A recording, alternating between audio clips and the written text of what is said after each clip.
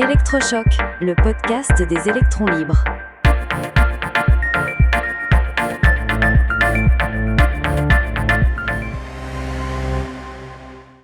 Les vraies menaces contre le vivant. Aujourd'hui, nous allons nous attaquer à une question essentielle. Qu'est-ce qui détruit réellement la biodiversité? On entend beaucoup de choses, mais les causes les plus médiatisées sont-elles vraiment les plus importantes? C'est une excellente question, Max. On a tous une petite idée, un top 5 personnel en tête. Mais quand on regarde les données scientifiques, il y a parfois de grosses surprises. On va justement décortiquer ce classement en partant de la menace la moins impactante pour remonter jusqu'à la numéro 1.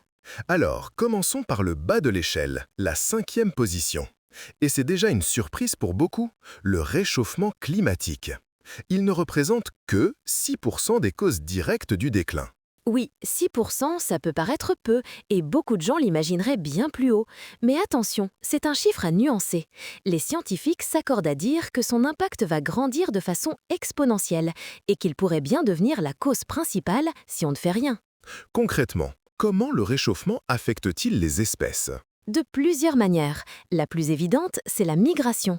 Les espèces fuient vers le nord ou en altitude pour retrouver des températures plus clémentes. Mais toutes ne le peuvent pas. Pense à l'Edelweiss dans les Alpes. Elle est déjà au sommet, elle ne peut pas monter plus haut. Elle est littéralement piégée. Et même pour celles qui réussissent à bouger, ce n'est pas sans conséquences. Ça crée de véritables chaos écologiques.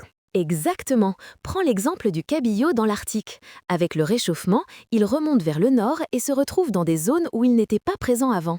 Là, il dévore les jeunes d'espèces locales, comme la morue polaire, qui n'étaient pas habituées à ce prédateur. C'est toute la chaîne alimentaire qui est chamboulée, jusqu'aux phoques et aux oiseaux marins. Il y a aussi un autre phénomène, plus subtil, la désynchronisation. Oui, c'est fascinant et tragique à la fois. Le printemps arrive plus tôt, donc les insectes, comme les chenilles, éclosent plus tôt. Mais certains oiseaux migrateurs, comme le gobe-mouche noir, continuent d'arriver à la même date qu'avant. Résultat, quand leurs oisillons naissent, le pic de nourriture est déjà passé. Ils meurent de faim. C'est ce qu'on appelle un mismatch temporel. Passons à la 4e menace, qui pèse pour 7%, la pollution. Là encore, on l'imagine souvent plus haut dans le classement. Tout à fait. Et quand on dit pollution, c'est très large.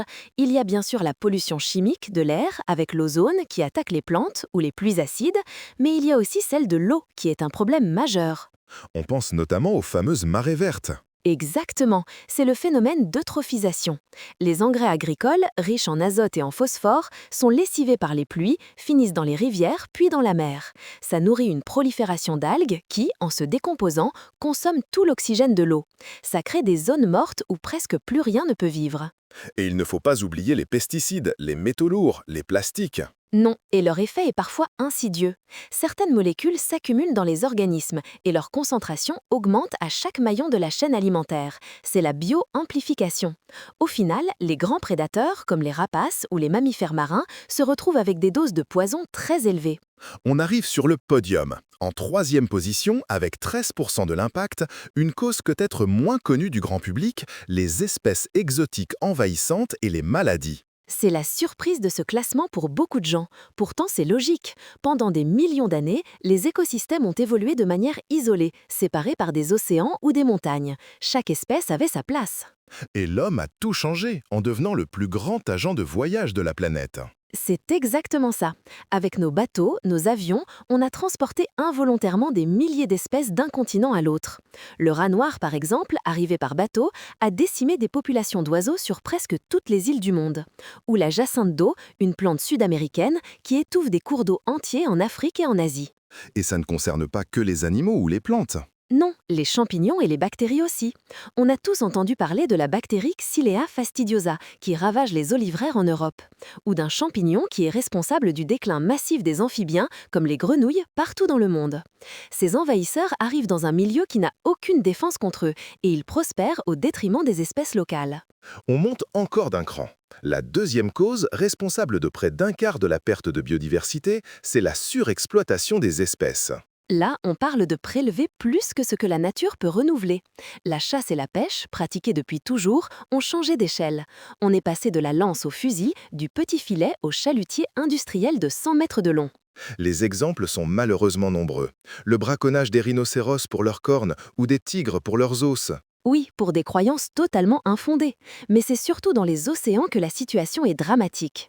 La pêche industrielle, avec ses techniques peu sélectives, racle les fonds marins et capture d'énormes quantités de poissons, mais aussi des tortues, des dauphins, des oiseaux. On vide littéralement l'océan. Et nous voilà arrivés à la cause numéro 1. Et là, il n'y a pas photo. Elle est responsable à elle seule de 50% de l'érosion de la biodiversité. C'est le changement d'utilisation des terres et de la mer. La moitié de l'impact, c'est énorme. En fait, c'est très simple. Pour nous loger, nous nourrir, nous déplacer, nous détruisons et nous transformons les habitats naturels. L'urbanisation, la construction de routes, de ports, tout cela grignote l'espace vital des autres espèces. On parle souvent de la fragmentation des habitats. Une simple route peut suffire à couper une population en deux. Absolument. Imagine une forêt où vivent des cerfs. Si tu construis une autoroute au milieu, tu isoles les individus de part et d'autre.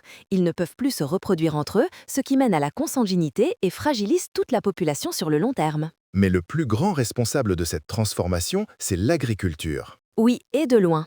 Près de la moitié des terres habitables de la planète est utilisée pour l'agriculture, que ce soit pour les cultures ou l'élevage. Cette expansion s'est faite en détruisant des forêts, des prairies, des zones humides. On estime qu'on a perdu près de la moitié des forêts de la planète depuis la préhistoire. Et avec les forêts, tous les êtres vivants qui y habitaient. Évidemment. Et même dans les zones agricoles, l'intensification, la suppression des haies qui servaient de corridors écologiques, l'usage de pesticides, tout cela a transformé des paysages autrefois vivants en milieux très appauvris. Ce qui est frappant, en conclusion, c'est le décalage entre la réalité de ces menaces et notre perception. On parle énormément de la pollution ou des pesticides, qui sont de vrais problèmes, mais on oublie parfois que la première cause de disparition des espèces, c'est tout simplement qu'on détruit leurs maisons. C'est tout le paradoxe. La destruction des habitats est moins spectaculaire qu'une marée noire, mais ses effets sont bien plus dévastateurs et étendus. Bien hiérarchiser ces causes, c'est la première étape indispensable pour agir efficacement. Sans le bon diagnostic, on ne peut pas trouver le bon remède. Soutenez les électrons libres. Abonnez-vous sur lel.media.